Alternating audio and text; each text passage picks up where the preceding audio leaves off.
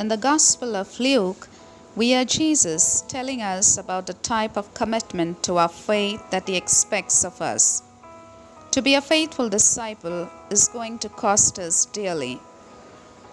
It does not suffice to follow him, but there are certain principles that should serve as prerequisites to becoming his disciples. One of the criteria of becoming Christ's disciple is to deny oneself, take up one's cross, and follow him. Denying oneself includes giving up one's own pleasure, one's own advantage, and one's own comfort. Before we encountered Christ personally or became a born-again Christian, we lived only for ourselves. But after we became born-again Christians, we must live completely for God.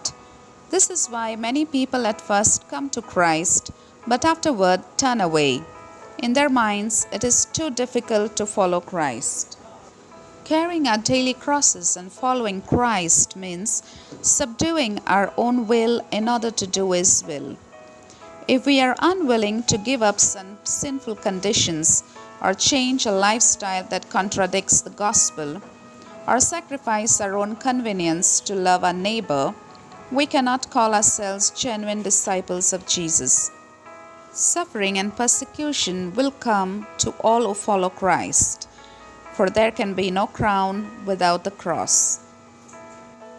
Again, Jesus says in Luke chapter 14, verse 26, "Any one of you who does not renounce all that he has cannot be my disciple."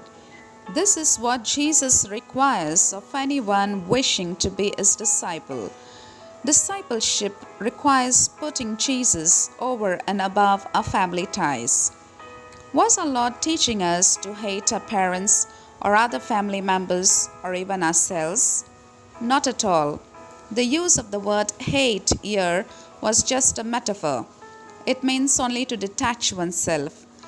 The greatest of all the commandments given by Jesus says, "Love the Lord your God with all your heart and with all your soul and with all your mind." For this is the purpose of our creation and of our being.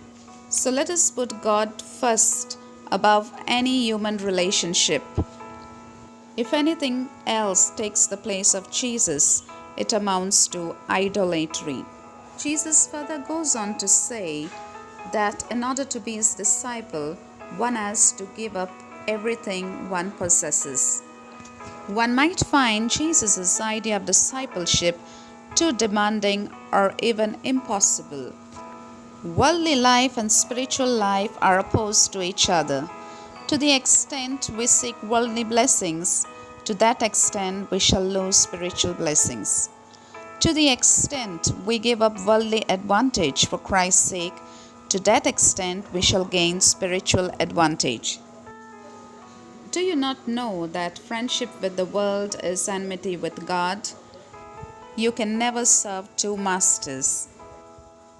But Jesus gives us the assurance that seek first the kingdom of God and his righteousness, and all the good things shall be added to you. So let us put God first in our life, and we shall never be in want.